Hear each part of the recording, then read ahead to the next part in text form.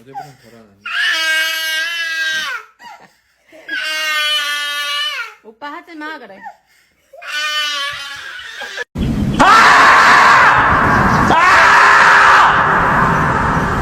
Labana al Yaure Kitau, Kitau, Kitau Mania Kitau, Kitau, Kitau Mania Kitau, Kitau.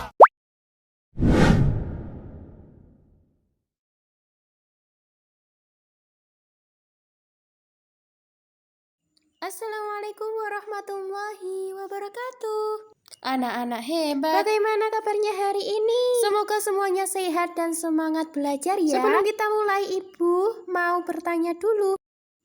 Siapa yang tahu nama Nabi yang paling kita cintai?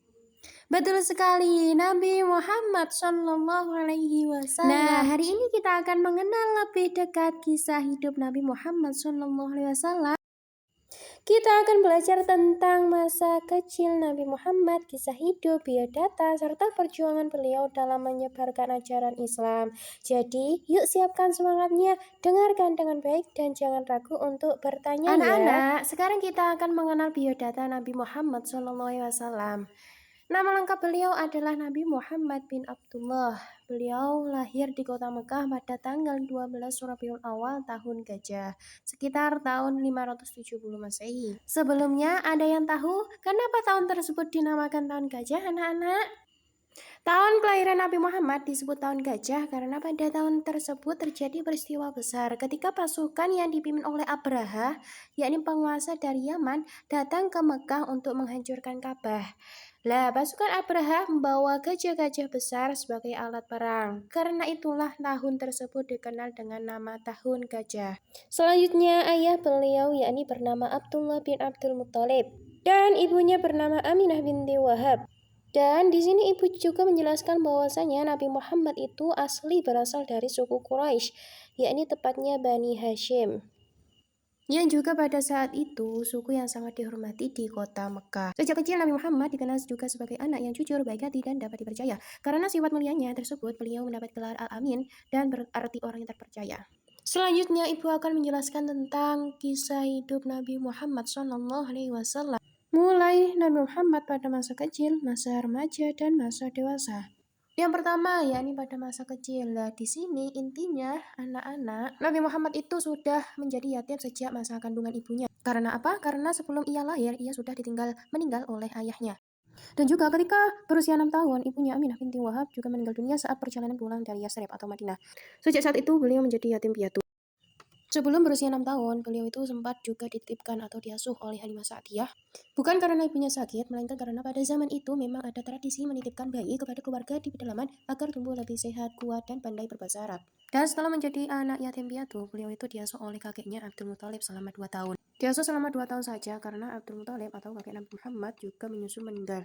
Setelahnya, Nabi Muhammad diasuh oleh pamannya, yakni Abu Thalib. Meskipun hidup dalam keterbatasan, Nabi Muhammad SAW tumbuh menjadi anak yang jujur, santun, rajin, dan disayangi banyak orang. Dari masa kecil Nabi Muhammad SAW, kita belajar bahwasanya meskipun beliau telah kehilangan ayah sejak sebelum lahir dan kehilangan sosok ibu saat masih kecil, beliau tetap tumbuh menjadi anak yang baik, sabar, dan kuat. Nabi Muhammad tidak menjadikan kesulitan sebagai alasan untuk berbuat buruk. Anak-anak, setelah melewati masa kecil yang penuh ujian, Nabi Muhammad SAW tumbuh menjadi seorang remaja yang sangat baik akhlaknya. Masa remaja beliau berlangsung sekitar usia 12 hingga 25 tahun. Pada masa ini, Nabi Muhammad SAW tinggal bersama pamannya, Abu Thalib, yang merawatnya dan menyayanginya seperti anak sendiri. Pada saat itu, untuk membantu perekonomian keluarga, Nabi Muhammad ikut bekerja sejak usia muda. Beliau mengembalakan kambing dan membantu pamannya dalam berbagai pekerjaan. Meskipun pekerjaan mengembalakan kambing terlihat sederhana, tetapi pekerjaan ini mengajarkan kesabaran, tanggung jawab, dan ketekunan kepada Nabi Muhammad SAW. Dan seiring bertambahnya usia, Nabi Muhammad dikenal oleh masyarakat Mekah sebagai pribadi yang jujur, amanah, sopan, dan selalu berkata benar. Beliau tidak pernah berbohong, tidak pernah menipu, dan selalu menjaga kepercayaan orang lain. Karena sifat mulianya tersebut, masyarakat memberikan gelar Al-Amin, yang berarti orang yang dapat dipercaya. Pada saat itu, banyak remaja Arab yang menghabiskan waktunya untuk hiburan yang kurang baik. Namun, Nabi Muhammad SAW berbeda. Beliau selalu menjaga diri dari perbuatan yang tidak baik dan memilih menjalani hidup dengan penuh kesederhanaan dan kemuliaan akhlak. Dan ketika beranjak dewasa, Nabi Muhammad SAW mulai berdagang. Disinilah awal cerita di mana Nabi bisa bertemu dengan Khadijah sampai menikahinya. Dalam berdagang, beliau selalu bersikap jujur pada para pembeli. Jika barang yang dijual memiliki kekurangan, beliau akan menjelaskannya dengan jujur. Dan karena kejujuran dan amanahnya, banyak orang yang mempercayai beliau. Salah satu orang yang sangat kagum dengan kepribadian Nabi Muhammad SAW adalah Khadijah binti Khuwailid, yakni seseorang wanita yang dikenal mulia dan sukses dalam bidang berdagang.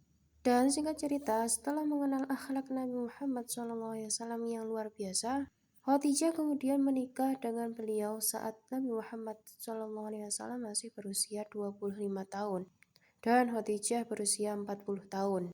Dari kisah masa remaja dan dewasa Nabi Muhammad SAW ini, kita belajar bahwa kesuksesan itu tidak hanya ditentukan oleh kecerdasan anak-anak, tetapi juga oleh kejujuran, kerja keras, tanggung jawab, dan akhlak yang baik. Jika kita meneladani sifat-sifat Nabi Muhammad SAW, insya Allah kita juga akan menjadi pribadi yang disukai dan dipercayai oleh banyak orang. Baik anak-anak, setelah kita mempelajari masa kecil dan masa remaja dan masa dewasa Nabi Muhammad, selanjutnya Ibu akan menjelaskan salah satu peristiwa paling penting dalam kehidupan beliau, yakni saat Nabi Muhammad SAW menerima wahyu pertama dan diangkat jadi seorang Rasul, yakni ketika Nabi Muhammad SAW berusia 40 tahun. Nabi Muhammad sering menyendiri dan beribadah di Gua Hira. Beliau merasa prihatin melihat kondisi masyarakat Makkah yang saat itu masih banyak melakukan perbuatan yang tidak baik, seperti menyembah berhala dan saling bermusuhan. Pada suatu malam di bulan Ramadan, datanglah malaikat Jibril atas perintah Allah Subhanahu wa taala. Malaikat Jibril menyampaikan wahyu pertama kepada Nabi Muhammad, yakni firman Allah dalam Quran surat Al-Alaq ayat 1-5. Peristiwa ini menandai bahwa Nabi Muhammad SAW telah dipilih oleh Allah sebagai seorang Rasul terakhir untuk menyampaikan ajaran Islam kepada seluruh umat. Setelah menerima wahyu tersebut, Nabi Muhammad SAW merasa terkejut dan segera pulang menemui istrinya, yakni Khadijah.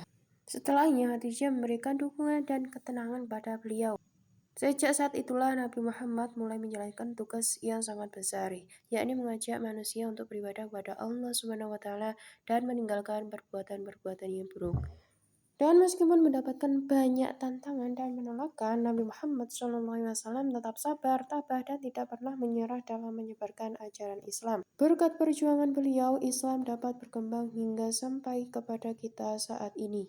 Nah, anak-anak, dari kisah Nabi Muhammad ini kita belajar bahwa Nabi Muhammad adalah sosok yang sabar, berani, dan selalu taat kepada perintah Allah Subhanahu wa taala meskipun menghadapi banyak kesulitan. Seiring berjalannya waktu, semakin banyak orang yang memeluk ajaran Islam.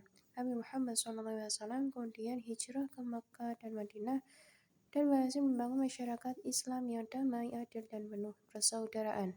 Selama lebih dari 23 tahun, Nabi Muhammad SAW terus berdakwah, mengajarkan kebaikan, dan menjadi teladan bagi umatnya.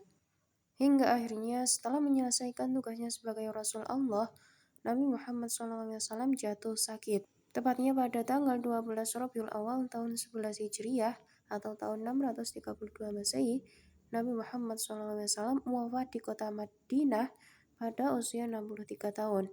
Kabar wafatnya Rasulullah membuat seluruh umat Islam merasa sangat sedih karena mereka kehilangan sosok pemimpin, guru, dan teladan yang sangat dicintai. Dan meskipun Nabi Muhammad SAW telah wafat, ajaran dan teladan beliau tetap hidup hingga sekarang.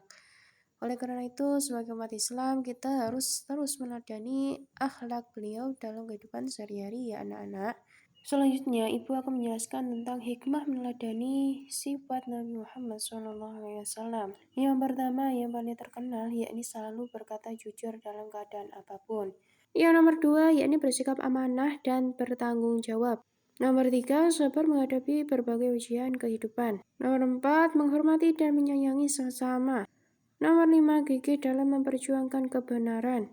Nomor enam, menjadikan akhlak mulia sebagai pedoman hidup sehari-hari. Selanjutnya, jadi dari kelima hikmah yang Ibu sebutkan tadi, anak-anak, kita dapat belajar bahwa meneladani sifat Nabi Muhammad SAW akan membuat kita itu menjadi pribadi yang lebih baik. Kita belajar untuk selalu jujur, bertanggung jawab, sabar dalam menghadapi kesulitan, menghormati orang tua dan guru, serta berbuat baik pada sesama.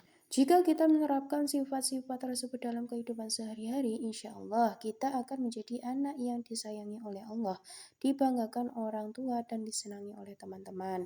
Oleh karena itu, mari kita bersama-sama berusaha meneladani akhlak mulia Nabi Muhammad SAW, mulai dari hal-hal yang kecil, seperti berkata jujur, membantu teman, dan menghormati orang yang lebih tua. Baik anak-anak, Alhamdulillah hari ini kita telah belajar tentang biografi Nabi Muhammad SAW, mulai dari masa kecil, masa remaja, hingga perjuangan beliau sebagai seorang Rasul Allah. Semoga apa yang kita pelajari hari ini tidak hanya menambah pengetahuan kita, tetapi juga membuat kita semakin mencintai dan meladani akhlak Nabi Muhammad SAW dalam kehidupan sehari-hari. Ibu berharap setelah pembelajaran ini, kalian dapat menerapkan sifat-sifat baik Rasulullah seperti jujur, sabar, bertanggung jawab, dan selalu berbuat baik sama teman. Terima kasih atas perhatian dan semangat belajar kalian hari ini anak-anak. Semoga ilmu yang kita pelajari menjadi ilmu yang bermanfaat dan mendapatkan keberkahan dari Allah Subhanahu wa taala.